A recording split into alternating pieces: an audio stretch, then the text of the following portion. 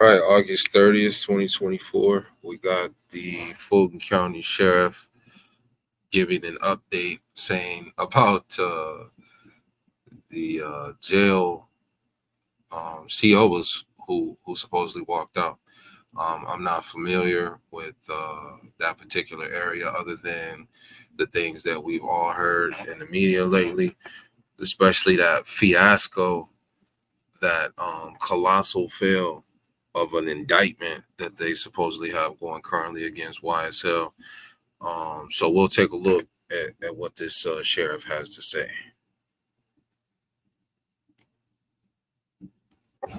If you are not familiar, there was a third-party contractor. Given that we have long since said the Fulton County Sheriff has been understaffed and underfunded, an opportunity for us to partner with the Board of Commissioners early last year and bring on a third-party contractor. Since then, given the funding deficit, our inability to, as a county, pay the actual past due expenses, the company made a written decision in writing that they would pull out Friday. Unfortunately and regrettably, at around 2:15 today, company employees were told to vacate their jobs, abandon their position, and not to come in to work tonight. So we worked with our county manager, we worked with our chief human resource officer manager for the county, and we are available and are using our vacancies to actually hire those individuals. The last thing I wanted to do is have anybody be unemployed, be in a position where ultimately they are without a job. And so we've invited those individuals back in. And as one young lady, we met with them. One young lady just said, I'm grateful for the opportunity, couldn't afford to be unemployed. And we are focusing on hiring at a security officer specialist position, which is equivalent to what they actually left as after being told to leave. And essentially, because they're coming to work for the county, they will get a 10% pay increase as well as benefits. So I'll take any questions that you may have. Sheriff, how much did the sheriff's office owe to this company? So it's nearly $1 million that ultimately over 3 months that we actually from Nearly $1 million in back payments that Fulton County owes to a third party company who's been providing staff and security services at their jail. $1 million. Let's see where this is going. the perspective of unfunded or being able to not fund that properly, we owed that, and obviously, like any good business, they wanted their money. What I found disingenuous, though, was during our conversations today, during negotiations today, they actually told their people to abandon their post. And so at that point, I found that disingenuous, and we found a way to move forward. Sheriff, does that mean that you do not plan on paying the excess of $1 million? And also, who does this fall on? Is it the sheriff's office or is it the county commissioner? So it's enough blame to go around. But ultimately, I believe people should get paid for what they have worked for. And so we will work diligently to make that happen. But ultimately, we have put ourselves in a position where we can create and maintain a safer environment. So we'll work diligently to make that happen means more than likely you're not going to get paid. So here we have a rogue law enforcement organization running up a bill to nearly $1 million. I don't know. I mean, maybe whoever this third party company was, they might have thought that since this is a quote unquote government organization, even though they're about, once the bill probably got to 3, 4, 500,000, they were probably like, well, they'll probably just, work over the next budget or whatever, and then we'll get a massive back pay all the way up until they reached $1 million, maybe a little more, a little less.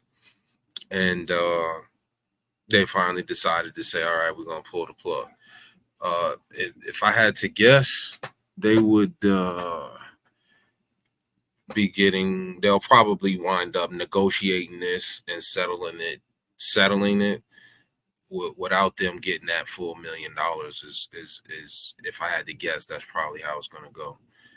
Let's see what else he has to say. Environment by employing these individuals, and we want to create a safer employment opportunity for them as well as those that we provide care and custody to. Can you talk how many employees did you hire back? Right now, our target is nearly 50, specifically 47 that came in tonight. And that is understanding that the third-party contractor went from a buildup of 30 to almost 80 plus individuals. So that's nearly half. We have scheduled them accordingly so that we can possibly create the safest environment that we have. Why were they not paid for the past 3 months? The company itself, again, so this is a budgetary issue that we have continually fought for.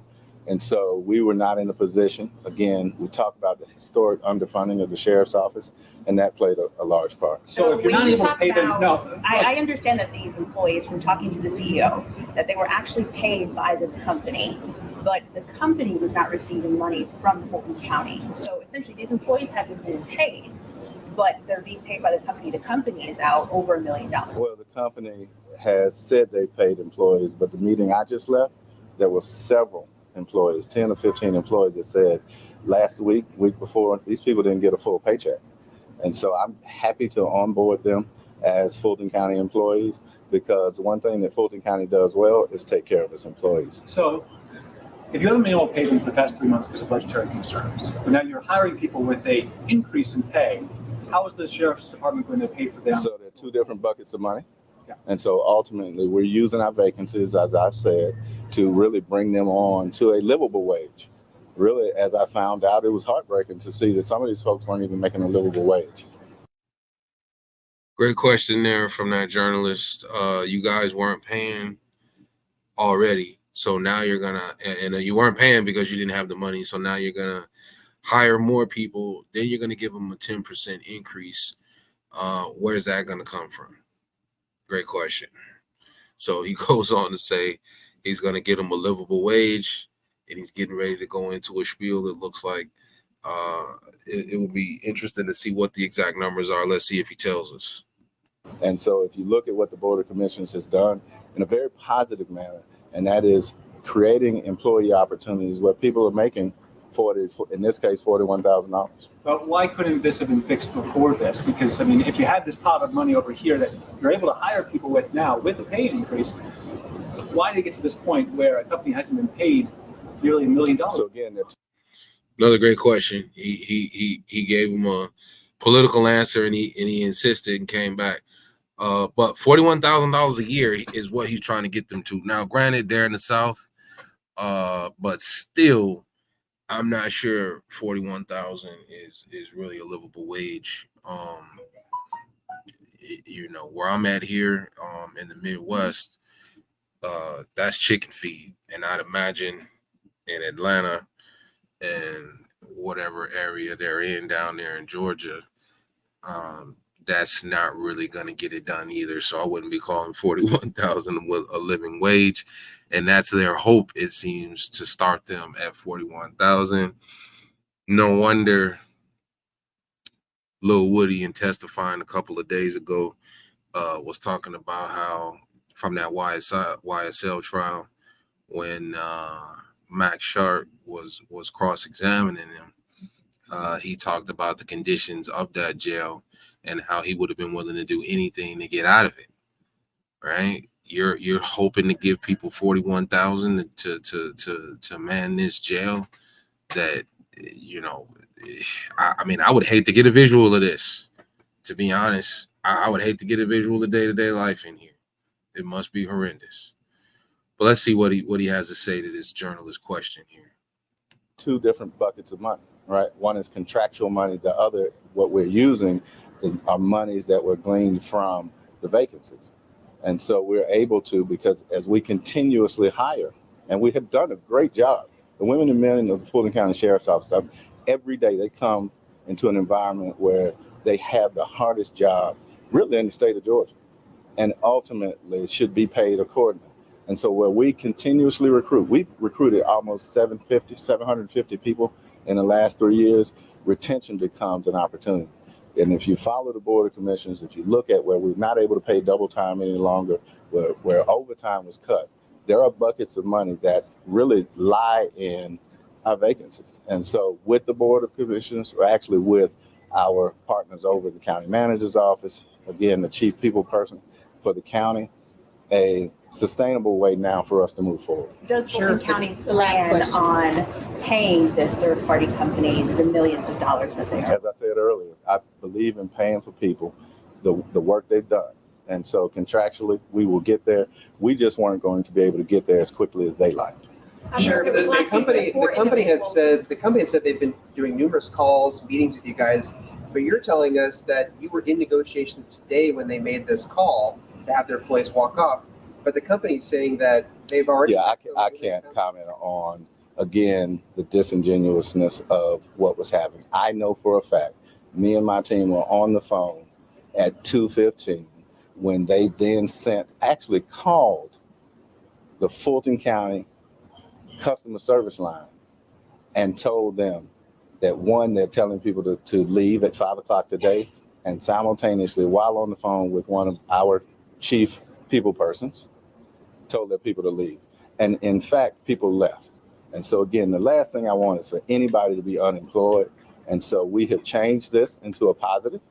Ultimately, this has allowed us to bring more people on, allowed us to create a safer environment. And the people that are leaving today, if you stay long enough, you'll see an excited new Fulton County employee. So thank you all. I appreciate Yeah.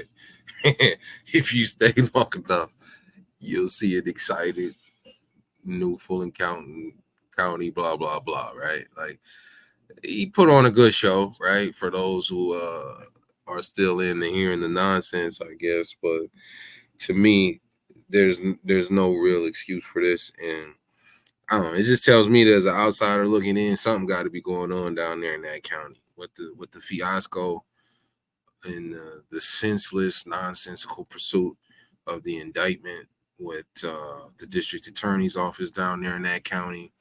And then you got an entire jail with people walking out, employees walking out at one time because you're $1 million behind in paying this third party company. And why you have a third party company manning your jail as a sheriff's office anyways doesn't make a whole lot of sense, right? I mean, I don't even know how that even works, So basically, it'd be like Allied Universal, I'm sure, something like that, working and providing people for sounds like peanuts, pennies on the dollar, 41,000. And when and he admittedly himself one of the hardest jobs in that county,